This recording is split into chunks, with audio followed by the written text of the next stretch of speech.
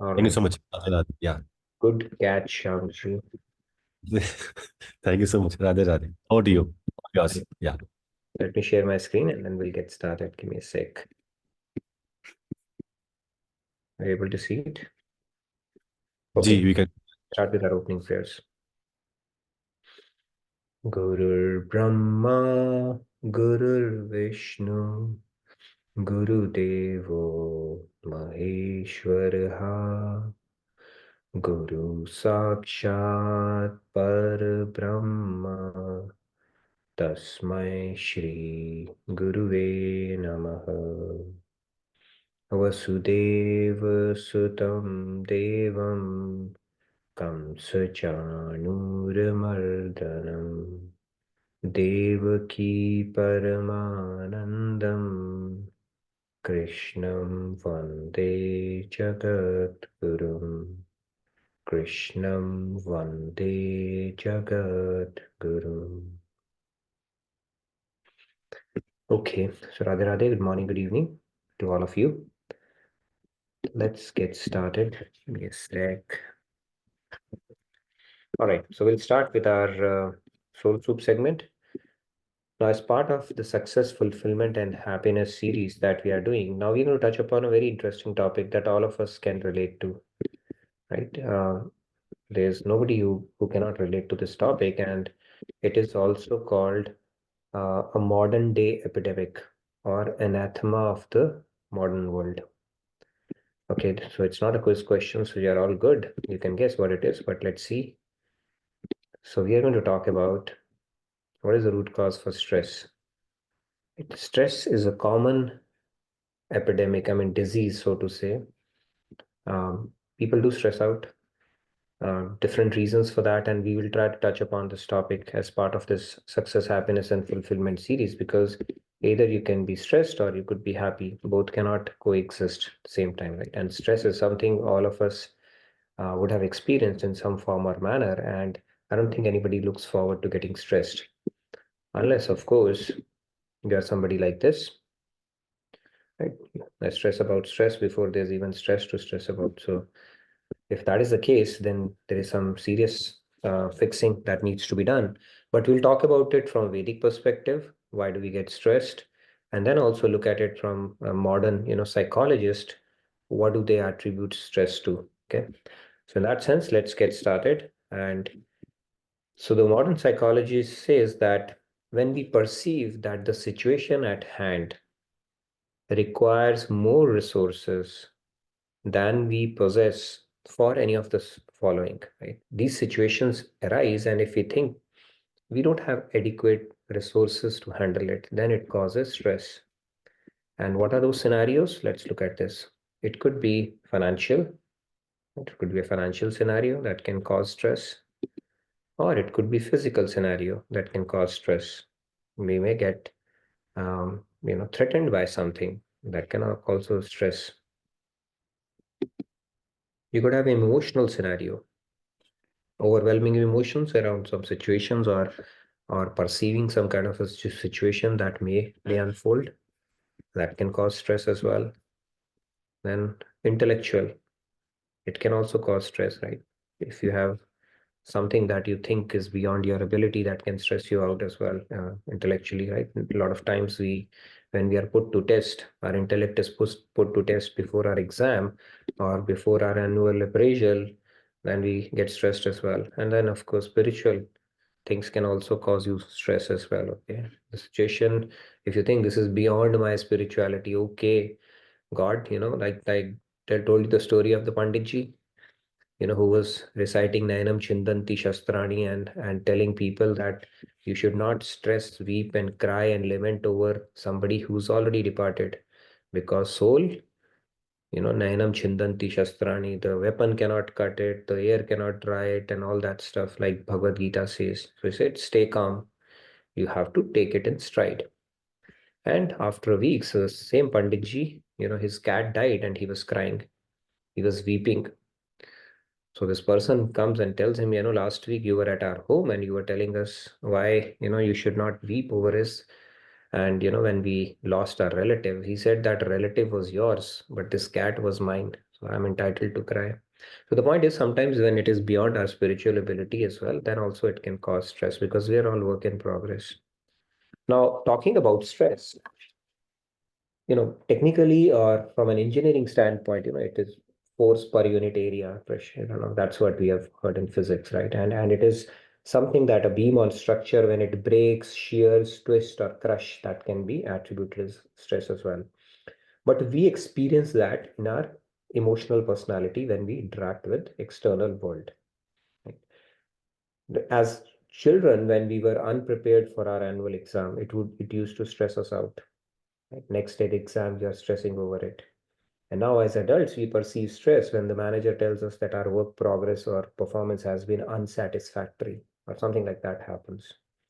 So there can be innumerable reasons for that, but this is a problem. Okay. Now, let's understand what happens to our mind when we are in the face of stress, right? Our body and mind, what is going on there? So it actually triggers off a response. Like in animals, it does.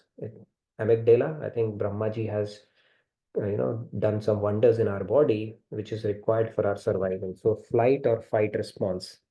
You fight if you think the threat that your mind is perceiving or looking at, if it is not so powerful, you will fight it back, or if it is well within your means. But if it is more powerful than you, if a tiger comes in front of you, of course, you'll not pick up a fight, right? Unless you are intoxicated, then you will take a flight. So that amygdala tells your brain, sends a signal, fight or flight response. Okay. But something interesting happens, when this kicks in, flight and fight response, when we are stressed, what happens is our adrenaline, it gets pumped into the blood, making our heart race. And then the blood pressure increases and the body breaks into a sweat at that moment when you are extremely stressed out. And then this happens so that the blood can be directed to your legs, to the piece where you can make that flight if need be. So there is a biological reason for that kind of a response that is automatically triggered in our body. But the flip side of it is it produces a lot of cortisol as well, which is not good for us. So if we are perpetually in that stage, or if we are in that stage frequently, or if we are in that stage for an extended period of time, it's not good for our body. Okay, there are a lot of things. I'm not going to get into details, which can happen: high blood pressure, headache, indigestion, heart ailments, sleep loss, weight gain, memory impairment. The list is long if it happens. So that means it is an ailment that needs to be looked at very seriously. So when we have to diagnose something, we first go to the root cause. And when we go to the root cause, we tackle it systematically. That is how it works, right? Symptomatic relief is not good enough to tackle this problem. Now, the root cause of stress, if you look at, you go through the, reasons, go to WebMD and say what causes stress. WebMD is the doctors these days. You don't need doctors. WebMD is a good thing, right? Doctors don't like it. So everybody's claimed can actually become a doctor if they go to WebMD. So if you go to WebMD and check out what causes stress, you will find some reasons for stress as some of the reasons are being unhappy at your job, having a heavy workload or too much responsibility, working long hours, having no say in decision making, being insecure about your chance for advancement, risk of termination, having to give speeches in front of colleagues, facing discrimination or harassment at work, and list goes on. Okay. But we will look at it from Vedic perspective. WebMD is WebMD, and the body will trigger that response. But let's look at it from Vedic perspective. What is the root cause of stress, and then how can we systematically tackle it? It is the most one of the most common problems spoken about even in corporates, and tons of books are written, self-help books. Don't stress, don't take tension, don't do this, don't do that, right? But how do we tackle it? And what is the root cause for it is what we will talk about in the coming sessions. So tomorrow we'll talk about the real root cause for stress. Is it one of the reasons that WebMD or Google would tell you, or does it go much deeper? Okay, I will talk about that. So now let's get to the topic. I'm going to recite the shloka. In fact, I picked up another shloka as a supplement to the shloka that we are going to take today to drive the discussion forward. So this is the first one. We'll take a few hands and the remaining ones for the next shloka, and then we'll continue. We have a hard stop at 10 because I think there's another session after this. So I'll recite it. You're welcome to follow along. Nahi jnanena sadresham pavitra vidyate तत्स्वयं योग संसिद्ध kalenatmani vindati. Maybe you can take two hands on this one. Yeah. Rahul भाई Radhe Radhe. Rahul. Radhe Radhe. नहि ज्ञानेन सदृशं पवित्रमिह विद्यते तत्स्वयं योग संसिद्धः कालेनात्मनि विन्दति. Radhe Radhe. Yes, Radhe. Thank you, Rahul. संध्या राधे राधे. राधे राधे. नहि ज्ञानेन सदृशं पवित्रमिह विद्यते तत्स्वयं योगसंसिद्धः कालेनात्मनि विन्दति. Very nice. We can take maybe one more hand on this one. Uday Kumar ji Radhe Radhe. Radhe Radhe. नाहि ज्ञानेन सदृशं पवित्रम् इह विद्यते तत्स्वयं योग संसिद्धः कालेन आत्मनि विन्दति. Very nice. Thank you. Radhe Radhe. Radhe Radhe. So we'll take the remaining hands in the next shloka. So in this shloka, Lord is saying that in this world, there is nothing as purifying as divine knowledge, which is the one we are going to talk about today. One who has attained purity of mind through prolonged practice of yoga receives such knowledge within the heart in due course of time. So let's move on. What is this knowledge? Okay, so I picked up a shloka 13th, chapter 13th, verse 3, in conjunction with what we are going to speak today. And this talks about Kshetragyam chapi mam vidhi sarvakshetreshu bharata kshetragyayor jnanam yatyajnanam matam mama. Okay, let's take remaining three hands on this one. Dinesh ji Radhe Radhe. Radhe Radhe. Radhe Radhe. क्षेत्रजं चापि मां विद्धि सर्वक्षेत्रेषु भारत क्षेत्रक्षेत्रज्ञयोर्ज्ञानं यज्ञानं मतं मम. Radhe Radhe. Dinesh, Radhe Radhe. Let's take the remaining two hands. Lakshmi ji Radhe Radhe. Radhe Radhe everyone. क्षेत्रज्ञां च मां विधि सर्वक्षेत्रेषु भारत क्षेत्रक्षेत्रज्ञो ज्ञानं यत्तज्ज्ञानं मतं मम. Radhe Radhe everyone. Radhe Radhe. Okay, I see two more hands. Let's freeze the hands and then move. Riya ji Radhe Radhe. Riya ji. Radhe Radhe.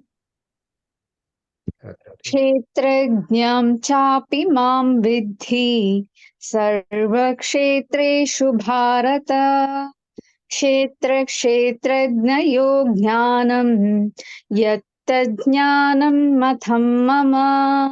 Very nice. Thank you, Riya ji. So let's move on. Now the remaining hands we can take probably tomorrow. You can put it into feedback tracker. We'll give you first preference. But today, let's get started. We have enough content plus a hard stop. So in this shloka, Lord Krishna is saying, "O scion of Bharat, I am also the knower of all the individual fields of activity, the understanding of the body as the field of activities and the soul and God as the knowers of the field. This I hold to be true knowledge." So what Lord is actually saying, this may seem a little complex to understand. So what he is saying, there are two things. One is the field of activities, one is the knower of the field. So where we engage in is the field of activities, like this body and all the energy around. Who's the knower of the field? Okay, there's that entity, that I is separate from the field of activities. And when we get to that understanding, that is true knowledge. Okay. Now, through Gyan Marg, you get to that realization through negation, elimination. I'm not this, I'm not this, I'm not this, I'm not, this body, I'm not this mind, I'm not this intellect. I'm much deeper. I'm a soul. And through Bhakti Marg, we simply awaken the true nature of the soul, which is being an eternal fragmental part of God, being the servant of God. By serving, we awaken the true nature of God and come to that realization and much beyond. So there's a difference between the field of activities and the knower of the field. And when we get to that realization, that is the true knowledge, is what Lord is talking about. So let's move on and talk a little bit about the knowledge that we spoke about. So yesterday we spoke about the material science. We see that knowledge Gyan or knowledge is needed at every step, right? Even when humans were doing agriculture, they need to have a good knowledge, right? Which crops to pick based on the weather patterns, and then what are the crops that would make the soil fertile. If organic farming in itself is a big agricultural science is there, so there's a material science. So that is needed, knowledge is needed. When we went to industrial age, of course, knowledge is needed. How do you automate something so that you can gain efficiencies around it? So then when industrialization picked up, then if you have to differentiate yourself from others, there also knowledge is needed, marketing knowledge is needed. How do you differentiate yourself? Segmentation and all the techniques that are needed. And then when the information technology started exploding, the world became flat in the sense that everybody, as long as they have an idea, they can go and create something, because everybody has access to World Wide Web or technology. And then the next revolution, the knowledge economy based economy, where information is information, but what do you do with it? How do you monetize it? How do you develop it into a knowledge? The next generation, next evolution started happening. That's where Facebooks, Instagrams and all, what are they doing? They are actually monetizing or piggybacking on or your tendencies, propensities. What do you like to see? What collectively you would like to do? And so much so that these days these networks can actually manipulate elections, manipulate your thought process, and it can create a parallel universe for you based on what you like to see, what you like to believe in, things like that. So at every step of the way, knowledge is needed for us to make sense of the information around us and to make progress. There is no escape from knowledge.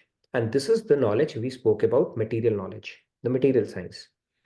And then there is another science, another branch of knowledge, which is called the spiritual science. Okay. What do our Vedas or our basically Vedic wisdom has to say about that? We'll look at one of the Upanishads and see what it has to say about it. Mundaka Upanishad says, Dvai Vidya Veditavya Para Chaiva Paracha. So it says there are Dvai means two, Vidya means science or knowledge. Two knowledges are there. What are these two branches of knowledge? One is material science, another is called spiritual science. Both are bona fide, both are required. Okay, it's not like you negate one and say the other one is there. Both are needed, both have their own place. Okay, both are valid and bona fide. That is the perspective of our Vedas. So moving on, so one is called a Paravidya, one is called an Aparavidya. So if you remember, when we spoke about the human anatomy as well, right? The spiritual anatomy, we said one is the apara energy of God, which is the Mayak energy, right? Our gross body is also made up of Mayak elements. And then there is the para aspect of God, which is his Yoga Maya Shakti that we tap into as we progress in devotion, right? So there is para and apara aspect even in the knowledge. One is divine, one is material. Okay. And when we talk about dharma or our duties, that is also classified into one is called apara dharma, one is called paradharma. Apara dharma is something we anyway doing to the best of our abilities, right? Being a son, daughter, all the relations that come in this world, they come into a para category because that is related to your material aspect when we think ourselves as a material entity. So all those duties we are basically implicated or we are required, it's obligatory on us to do that. But the para duty is love God.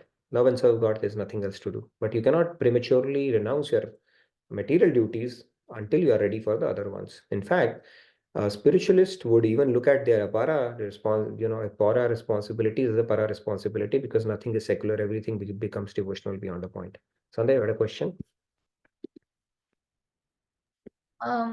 Just quickly, so Jeev Shakti will also be categorized in Apara. Jeev Shakti is called Tathastha Shakti. So yes, it is divine, but it is not as capable as God is. We are Anusat, Anuchit, and Anu Anand. God is Sat Chit Anand, Vibhu Sat, Vibhu Chit, and Vibhu Anand. So it is divine. If you look at it, it's not material. So it falls into Para. micro para, part of para. Not exactly para, but it is divine. If in that sense, it's cut from the same cloth as God. Okay. So material science is study of the laws. We study all the laws. Like I was a mechanical engineer, I studied law of thermodynamics and everything. Don't ask me. I know more Greek than my engineering subjects, but the material science is study of the laws And the spiritual sciences, study of the lawmaker. If there is a painting, there is a painter. If there is a poem, there is a poet. If there is a creation, there is a creator. If there are laws, there has to be lawmaker. Very common sense, right? So instead of studying the laws alone, we study the lawmaker as well. Who's the lawmaker? Similar to material laws, like law of motion, F is equal to ma, all those beautiful laws that Newton came up with. And then Einstein E is equal to mc square. There are spiritual laws as well. And I think we started compiling that list. Maybe we can bring it to one of our sessions. What are the spiritual laws which cannot be negated? Like, for example, do you have a choice not to be happy? You don't have a choice. You have to seek happiness. You do not have a choice but not to be happy. Which direction you choose, that's a different thing. Then second is like, do you have a choice not to serve? You don't have a choice. You will serve somebody. Either you'll serve the material energy or people around or your boss or somebody, or you choose to serve God. If you don't have anybody to serve, you'll pick up a pet and start serving him. So serving is also, which is part of a divine law, nobody can negate. And there are more laws like that. We'll talk about that. But the study of the lawmaker is what is entailed in spiritual science. Moving on. And this is something, both synthesis of both is needed. We cannot negate and overemphasize the other. Both are needed. One is needed. We'll talk about that and why both are needed. Now, proof is in the pudding. You may say, okay, what is this hocus pocus thing? You talk about the spiritual science and stuff. No, I mean, you treat it like science. What do we do in science? You start with a hypothesis, you verify it, and then look at the result. And if it supports your hypothesis, accept it. If it doesn't, don't. So same thing is there, right? Proof is in the pudding.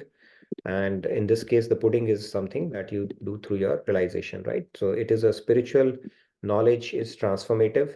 And the transformation you can see with regards to how, you start thinking, looking at the world, the perspective, and of course, eventually this will give you some kind of an update. Okay, updates, right? Signature updates happens, virus, antivirus update happen, phone upgrades happen. Similarly, you'll start upgrading yourself day by day, week by week, month by month, year by year. Otherwise, you'll stay the same, like a flip phone.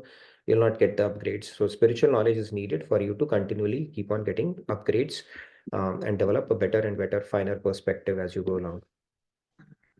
Now, other reason for that spiritual sciences, like this is one of the beautiful quotations from Einstein himself. He said that material science has succeeded in denaturing the plutonium atom, but it cannot denature the evil in man's heart. Our impure thoughts, evil thoughts, all that stuff, we don't know how to tackle those, right? And material science says we have a limitation. When it comes to studying the phenomena of the external world, we know how to harness these forces of nature for our luxury and comfort. But when it comes to inner purification, don't ask us, because this technology is not available to us. Okay, so this is the limitation. Because it has its own place, it cannot go beyond the scope, right? It will continue to have a limitation, right, in that sense. So that is why we need to supplement or augment our material understanding, knowledge that is needed for us to make our life comfortable, right? If we don't study and we don't ace the subject that we are interested in, we will not get a job, right? If you don't get a job, you'll not be able to make money. If you don't make money, we don't get a match. If you don't get a match, your parents will get stressed, people around will get stressed, and you'll also get stressed. So this will, not really make a success, not a success, but eventually it will lead to a lot of unfavorable situations or scenarios getting created in mind. So it's important to have material science. In fact, one has to be materially well versed as well to operate effectively in this world. Behavioral competence also comes in that, right? There's a lot of emphasis that is paid on emotional quotient and all that stuff. All that stuff is basically science. You can actually inculcate those kind of things as well, just to operate effectively in this world. In fact, spirituality also says that buddhi in world, man in God. You have to use your buddhi to operate effectively in this world. Otherwise, it becomes very difficult, right? And we have to learn to be smart enough to navigate tricky situations around us, right? Any kind of situation can present itself in your job, in your life. Those kind of things do happen. Now, spiritual science coming into, there's no technology available to answer the questions below. Now, if you look at the deeper questions of life, it talks about, why am I in this world? Like, one needs to answer this, question this. Not because it's there on the slide, but Vedvyas himself has said that in Brahma Sutra. He said, Athato Brahma Jigyasa. Now that you are born as a human, you shall inquire, who are you? Then how to handle suffering. Buddha had that moment. He said, oh my God, I'm going to become old. I'm going to get diseased, and one day I'm going to die. It troubled him so much that he developed vairagya and started seeking the absolute truth. How is this world created? Who created it? How to achieve our best potential as humans? How to purify our minds? How to get everlasting peace and happiness, right? We are doing that series anyways. So all these questions you will not be able to get. I mean, self-help books will touch upon it at a surface, but it cannot really answer these questions for you. Spiritual knowledge or knowledge is the only means. You can only take refuge in spiritual knowledge to get answers to these deeper questions of life. Vedas, they are called Bhutam Bhavyam Bhavishyam Cha Sarvam Vedat Prasiddhati. That means the veracity of any spiritual principle related to the past, present, or the future is established on the basis of Vedas. It's very simple. And because Vedas are, like I said, there is something called Krit, then there is Smrit, and then Vinigrit. So Vedas are something which manifested when this creation came about. It is not something that is written or interpreted by humans. It just manifested. In fact, Brahmaji, when he came, he did not know what to do. When he came out, lotus from the navel of Vishnu, he did not know what to do. All he could hear was vibrations, tapa, tapa, tapa. And then he was told, you do austerity in form of meditation, and then you'll understand. And then he performed that, and all the knowledge was downloaded, and he came to know that how to go about doing the creation and stuff like that. But that is the Vedas. They were manifested. They were not written by any human at that point, right? So it's not a name of a book. They refer to the eternal knowledge of God. And every time the Big Bang, which science calls Big Bang, basically Mahapralaya, or out of Pralaya, we come back, God unleashes us back into this material world. Vedas are manifested. So otherwise, think of it, it would be a very unfair game. You are put into a matrix and nobody has given you a code to break it. So God is kind enough to give you the code as well, as long as you are willing to access it. Okay. Now, moving on. So how do you establish a veracity of a principle? Now, somebody say, okay, some Guruji said this thing, and some Guruji is saying this thing, and the other Guruji is saying this thing. How do I know which one is truth? So it's a very simple 3-filter test. Okay. It's not reverse osmosis. These 3 filters. The first one is it's coming from a scriptural reference. It's very important to establish the veracity of that fact. And that is probably why Maharajji took a route of getting a Jagat Guru title to his name, so that to establish some kind of a credential around it, right? People who have faith don't need it, but then people would ask, oh, why should we listen to you? I mean, what is the basis of what you are telling us? So he said, all right, I'm going to get some credo around me, that would be needed in the contemporary world to drive home the point, because people may not believe otherwise. So it has to come from scriptures. The second test is it should have been stated by multiple saints. It's not like one is negating the other. That principle, it has a grounding in scriptures. It has been stated by multiple saints, not one, the same thing. And then third is, of course, your guru is reiterating the same. If this passes the 3 tests, you have a reasonably good enough reason to believe that it is a truth. And then, of course, the fourth one is you follow that, practice it, and see the difference for yourself. Like I said, the proof is in the pudding. That is the final stage, that you only have to take that step, and then you can refer to it as a bona fide knowledge. If it doesn't pass the 3-filter test, then there might be a scope for any doubt. Okay, something is being stated, but we don't have any reference for it, and there might be scope for doubt. But if multiple saints are saying the same, and then your guru is saying the same, and then there's in scriptures, it's good enough reason for us to put an intelligent faith. I'm not saying blind faith, but intelligent faith on it.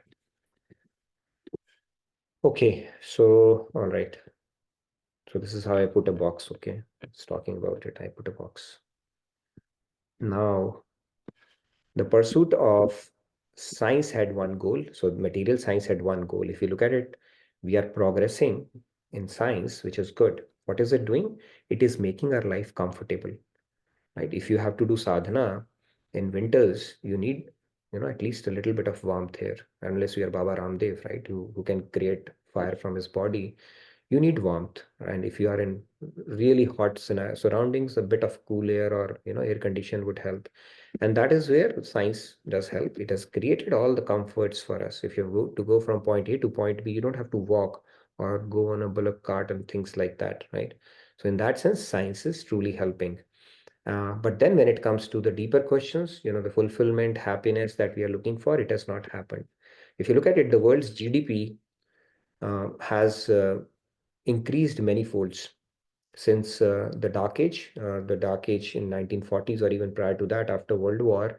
The GDP of the economy has, I think, I don't have the exact statistic, but now it's a more, several $trillion economy. Previously, it was not so good. But has it resulted? And even the average age of human has started increasing because the health facilities and other things, courtesy and owing to science, have increased. But has it resulted in humans becoming happier just because they are wealthier? Or has it resulted in, having people having more satisfaction? That's not the case. If you look at it now in today's world, despite all the accolades you can add, because of the material advancements that we have done, if you look at it, the teenage depression and suicide rates are an all-time high. With all this social revolution and things that are happening, where people are constantly looking for the validation outside. So the point here is the material advancements does not necessarily translate to the better quality of life. Okay, it on the contrary, you may not have, if you look at the happiness index of some of the countries there, uh, at the top, you will not see the countries which are doing really well in GDP or so-called developed countries. You would see countries where some, which might not be doing so well in that index, are doing better in the happiness index. Even classic in US as well. If you look at Tennessee, I think it's not one of the high scoring states when it comes to the per unit income and stuff like that, but it is one of the most happiest states there. So that means there is something more that is needed, which material science has some kind of a limitations or constraints in providing us. And that is where the spiritual science kicks in, because it goes directly to the root. John Milton had said that mind is a place in itself. It can make heaven out of hell and hell out of heaven. And this mind is something that will determine your happiness, not the external things that we keep on adding. It's not going to give you the lasting happiness that you're looking for. And that's where our knowledge from scriptures, it says that the quality of your life does not depend on the number of bedrooms in your house, but on the mind within. That is how it's meant to work. And this is where we get the framework, where you are looking at the suffering at the deepest level and the pathway to lasting happiness. Okay, spiritual science gives us all the tools, the framework, and then ongoing things that we can inculcate or imbibe, as part of our routines, that will take you closer to that happiness that we have always been seeking, and hoping that I'm going to bridge that gap, that vacuum that I'm feeling through the next shopping or through the next acquisition or through the next experience. But it's a futile chase, is what scriptures are telling us. Yes, Sandhya, wanted to add something? Yeah, there's a question from Manisha Bhati ji. Mhm. Is it of any less value if it is coming out of experience, not scriptures? If the saint is giving knowledge purely out of experience only and not following any particular scripture? See, it will always have a limitation, right? Because even saints have different levels, right? We have spoken about this concept. Now we have gone really into the depth of this topic. When we spoke about, you start with Atmagyan, self-realization. Okay? It's like realizing a drop in the ocean. Now, you don't need to taste the entire ocean. If you've tasted the drop, you've pretty much tasted the ocean. Having said that, knowing that drop will not let you know about the expanse and the depth of the ocean. So, Atmagyan is the beginning point. And then you get up to moksha.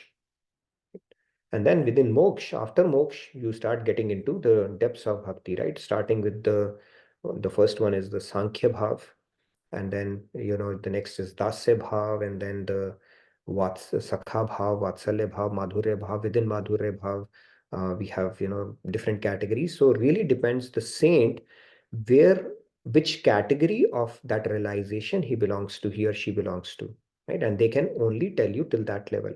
So yes, it could be coming out, but there is always a caveat that first of all, it could be capped at a level, could be capped at a self-realization level. Self-realization is not equal to God realization. We don't know that. And the second is they can take you only till a certain grade. Even the saints will come and tell you, you know what, I can take you till moksha, or I can take you till Sankhya Bhav, till Vaikunt. But if you want to go deeper, you want to go into Krishna Bhakti, you need to find a Rasik saint. Because only a Rasik saint has an ability to take you to Brajras. Nobody else has. This is how it works. Because they should have themselves realized God in that particular class. So it's like you have reached a doctorate level, but within doctorates, there are different gradations as well. So technically, you could be past Maya or you could be below Maya. We don't know that. Even a self-realized person would be at a very high level, right? They haven't realized God, but they would be like, if you meet them, it'll blow your mind off, right? Because the kind of realization they have had is at a different level altogether than mortals, ordinary mortals. So it's always very difficult to know that, right? Only if you are at that level would you know that. But I'm telling you, based on what is the safest bet. It's coming from scripture. Saints have said it, and your guru is saying it. That is, three filter test is a good litmus test for any veracity of any scriptural principle. Having said that, there may be some people who do not quote, right? So that is fine because they are, of course, at an elevated level. What elevated level? There's no way for us to know that. Okay, but your journey would always be capped at the level at which they are operating. They cannot take you beyond that. If you reach that stage, maybe they'll tell you, or they will lead you to another saint to carry forward with your journey, or you will cap it at that level only. Any possibilities there? Okay. So just to follow up on that, so but it like even for Rasik saints or even Nitya Siddh saints, it's possible that they choose to not cite the scriptures. So can one still go by the criteria of whether listening to them is taking me closer to God or not? True. See, they like even in saints they say there are two categories of saints, right? One is three, in fact. One who is two, in fact, not three. One who is Shrotriya, simply understands the scriptures. First of all, humanly, it's not possible. Okay, it has to happen only if you have reached a particular stage, right? But that scholarly abilities will not take you very far. It will not have that effect. People may start following you, but if you're not realized God, it will not turn that key inside you. Okay, something will keep on missing. Second is Brahmanisht, one who is realized, but not Shrotriya. Still, it will have an impact on you. The best combo is Shrotriya plus Brahmanisht, because then they can resolve your doubt and produce that veracity as well, so that your doubts are resolved to your satisfaction. Now, having coming to the second category, the Brahmanisht one, like for example, if you look at Kabir Das, right, or Guru Nanak, they never quoted any scriptures, but they were able to bring about the transformation because they were practically realized. So yes, that depth also carries weight. Brahmanisht has to be there. That level has to be there, and they are considered saints. Right? When Maharaj even talks about the saints, he talks about Guru Nanak Dev, Tukaram, Tulsidas, Surdas, Mirabai. In fact, in today's contemporary world, Anandamayi Ma, she's also one of the female saints. Okay, interestingly, we only have two precedents of female saints. I don't know if there are more. One is Mirabai, and second is Anandamayi Ma. But yeah, not everybody is quoting scriptures, depending on the era that they came in, and they are also able to bring about transformation if they're practically realized, because the message is going to be so deep, it's going to cut through your heart. That is the power of this knowledge, right? But yeah, good question. So now let's look at material science and spiritual science side by side, just to see what it entails. Now, requires faith to begin with and experimentation to test and hypothesis, and both you need. Okay, so you cannot see the biggest tragedy of human life is that they negate spiritual science without even taking the first step. Right? It's like, who wants to believe in it? Just treat it like a science. Try that principle out. You know what Lord Krishna is telling in Bhagavad Gita, it's mind-blowing stuff. Pick up something that you can relate to and implement it and see what happens. It'll just open up the possibilities, in abundant possibilities in front of you. So just treat it like science. Like your teacher told you, KNIFE is knife, not knife, and you did not argue. You simply said, all right, teacher, I trust you. So simply trust. Those, when people, saints are coming in, they have a reason to be saying that, and it's there in the scriptures. Just implement it, try it, think over it. Content that itself will bring about a lot of change around it, right?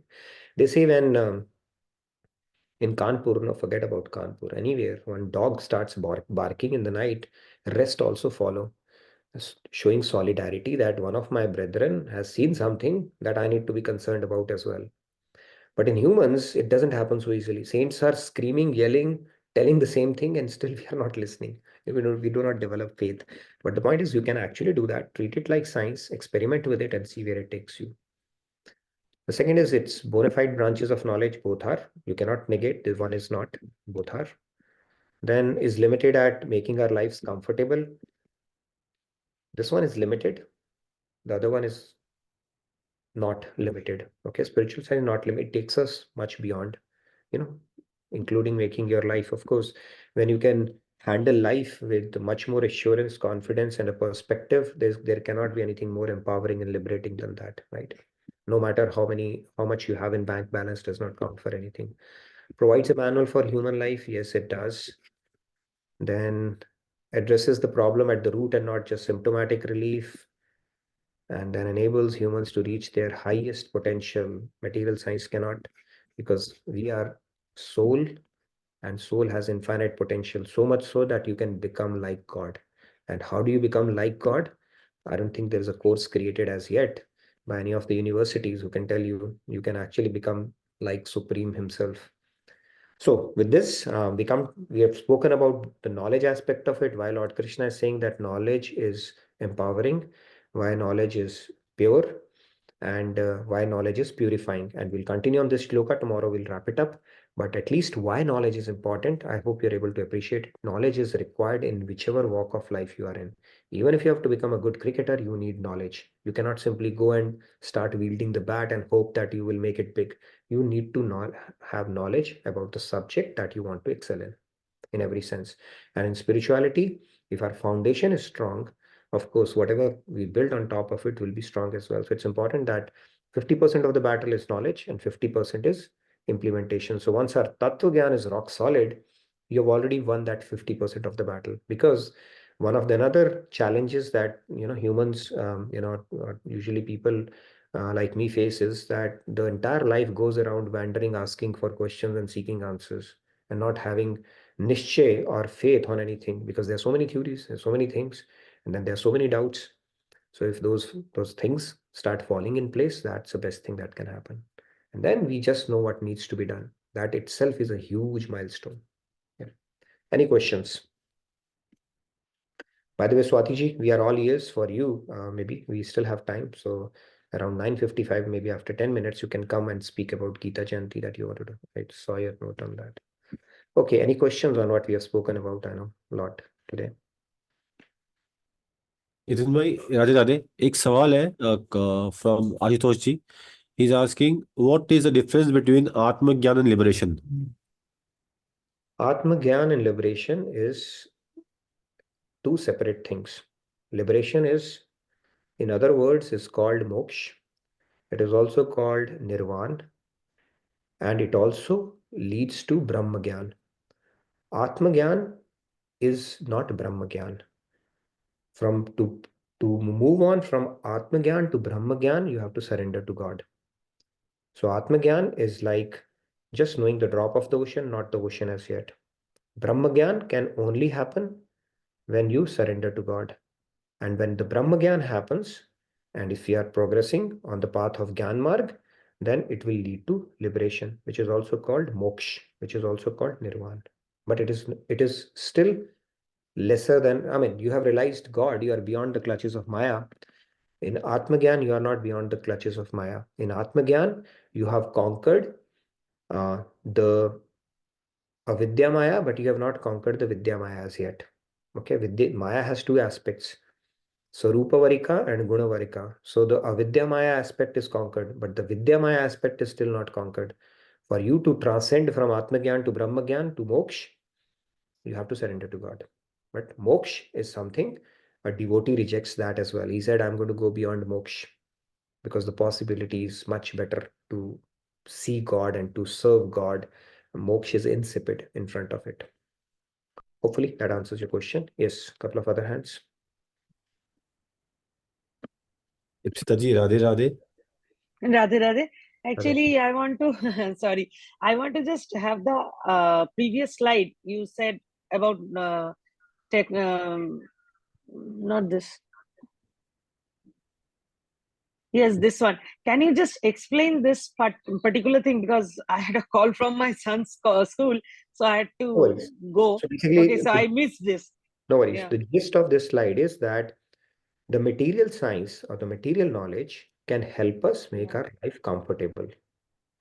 Okay, it is the aim. No, I mean comfortable. When I say the aim of material science is to make human life comfortable, but it does not go to the deeper questions afflicting human beings or human mind, right? But it does it lead us to happiness? Maybe temporarily, but it does not. It does not have an ability to give us lasting peace, because the happiness is the state of mind which will determine. So it does not give us the technology on how to purify our mind to get closer to the happiness that we have been eternally seeking. And that is where the spiritual science comes into picture. So material science is limited. It can take us up to a certain level, right? It can give us the comforts of life, good clothes, house, conditions, but it cannot take us closer to happiness, satisfaction, fulfillment that we are always and eternally seeking for. So that was the whole idea of this slide. Okay. Thank you so much. Thank you. Okay, anything else? Yes, Sandhya? Yeah, just wanted to add one thing. Like you said, we can keep wandering in the doubts and, like questions realm. And that's where I feel that it's absolutely must to have a guru to kind of start getting that some direction in terms of getting knowledge and realizations. Without guru, I feel that cannot happen. But Yeah, yeah. scripture itself says, right, 4.34, when we did it, tad vidhi pranipaten pariprashnena sevya. He says that Lord Krishna is saying that you have to, go and put your intellect in the foot of your guru, one who is, practically realized. And then this journey will start unfolding. But until we find that, we have to still start doing whatever is started making sense. And in due course of time, even that will happen.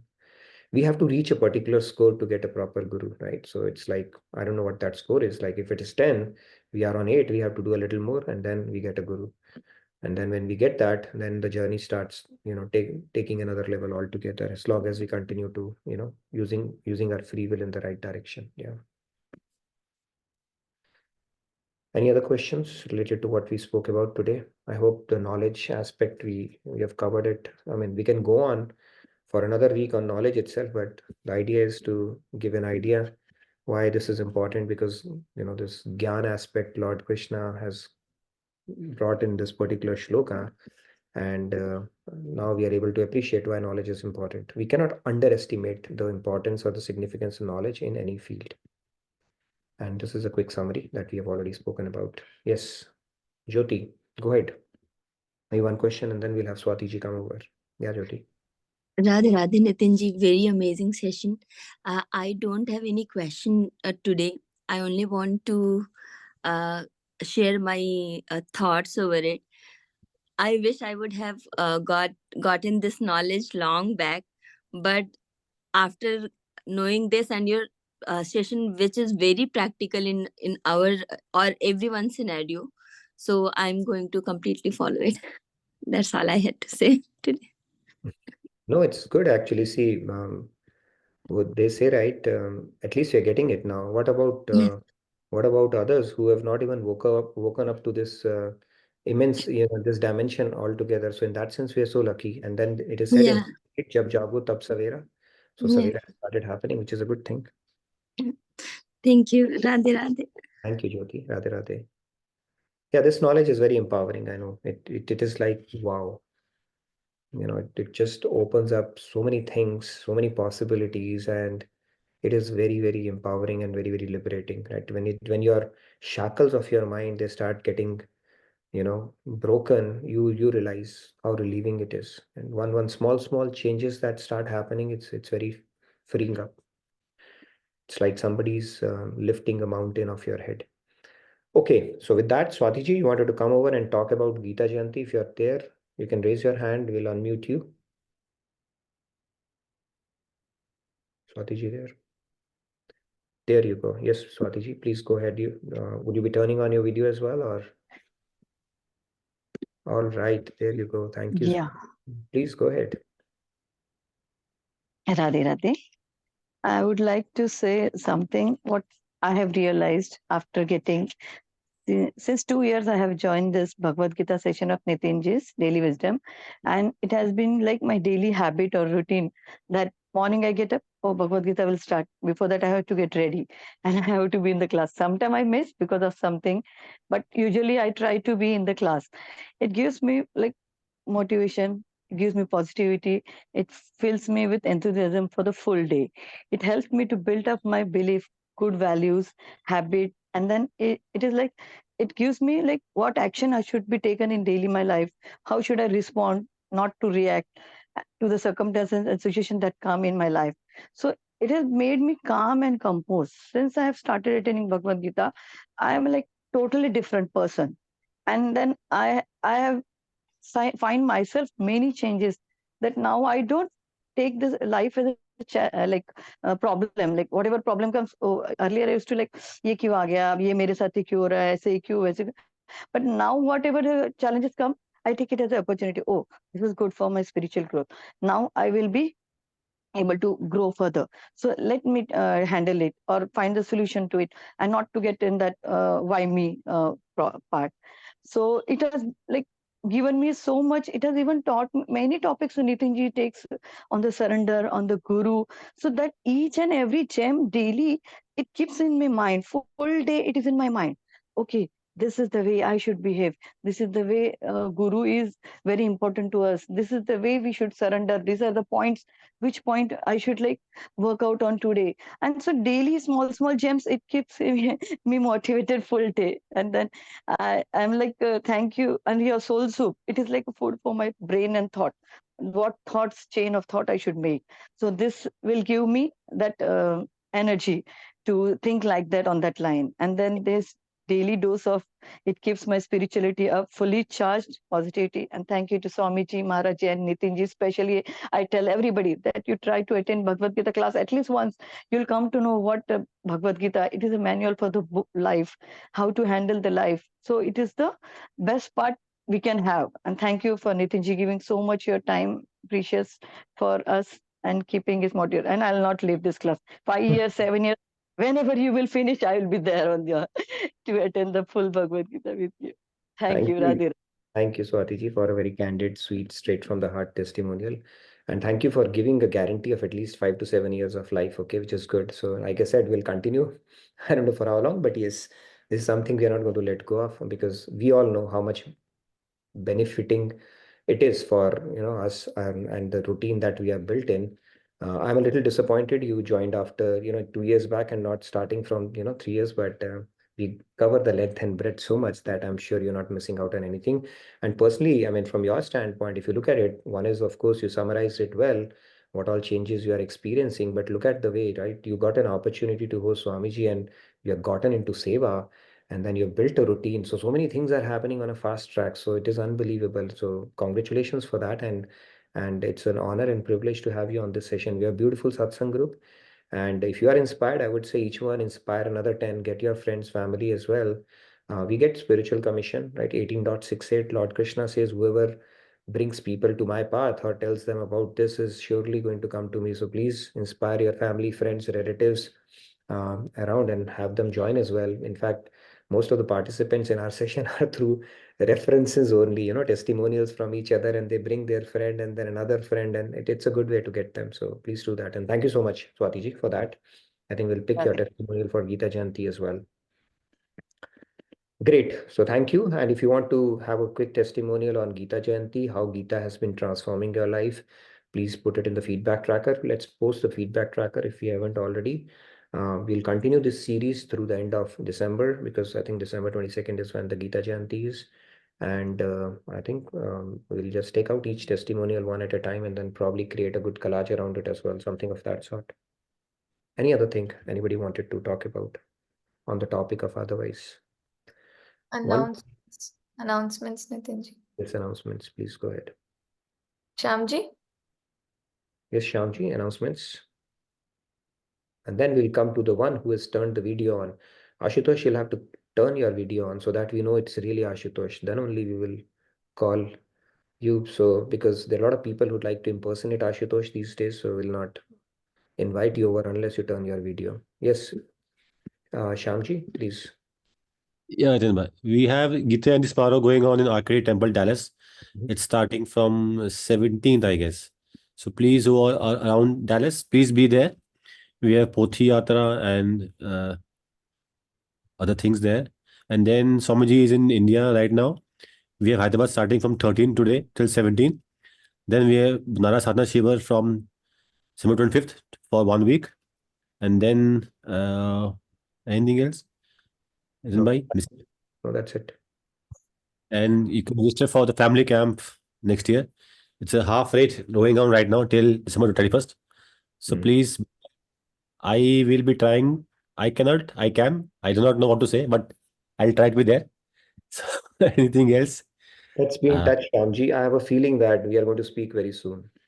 So, by the way, we have Pothi Yatra coming up, and this is not the same Pothi that Kabir ji has spoken about. Pothi pad jag pandit bhade na koi, dhai akshar prem ke pade so pandit hoy. This Pothi Yatra is Bhagavad Gita only. This Pothi is very important. So, if you are in around Dallas, do participate in that. Check out on that, or I think there's going to be something online as well. But thank you for all the announcements. We can take probably one. Yeah, go ahead.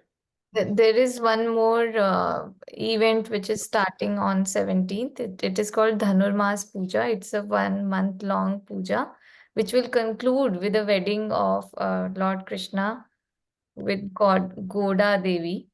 That's a very popular festival, I think, in the southern part of India, and that will be celebrated for the whole month in a Radha Krishna temple.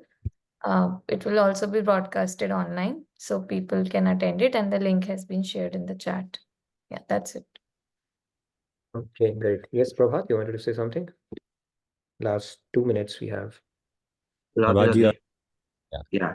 So basically, if I look at this particular slide, like material science and spiritual science, so in this particular, I can see like all the things are there in spiritual science. So we can neglect material science because if I see that everything is in on right mark, and if even the third point that is limited to material thing is only mentioned. So in that sense, also we can go to spiritual thing only because it will be more beneficial. So, is it possible that we can, neglect all the material science thing and we can just go with only spiritual thing? Because in that we are also going to cover each and every perspective, which even In material world, anything that we do is a means to an end. Means it is just a means to be happy. Money is a means to be happy. Buying a house or getting a car or getting that perfect is a means to an end. So in spirituality, you're already hitting the end, right? On a day by day basis. But yes, under the expert guidance of Guru, I would say that, okay, let's not leave it based on this one slide alone. Under the expert guidance of Guru, if we have to make a drastic shift from material to spiritual side, but yes, it's a valid point. If you do that, of course, your material things, that satisfaction, happiness would only be a natural byproduct of it. We just have one more minute, Ipshita ji, because we have another session after this. Real quick, you wanted to say something? Just I wanted to know the sloka number. Just you mentioned that how to bring the other people to this Gita. 18.68. It's not directly said that, but I'm just implying that. Yes, when you do Okay. spiritual 18.68. and if 8.18.68, and if you want some inspiration, you can speak to Monica ji. She's in overdrive mode to get a lot of spiritual commission. Okay, so she gets the most spiritual commission because she just in overdrive mode gets people around. So speak to her. But yes, I would say encourage your friends, family to bring along, and it's a good routine to get into. But thank you everybody for another engaging, enthusiastic session. I look forward to seeing you tomorrow. We'll continue our discussion and wrap up this shloka tomorrow. So Radhe Radhe, good night, good day from my side. Over to you, Sohail bhai. Radhe Radhe. Thank you.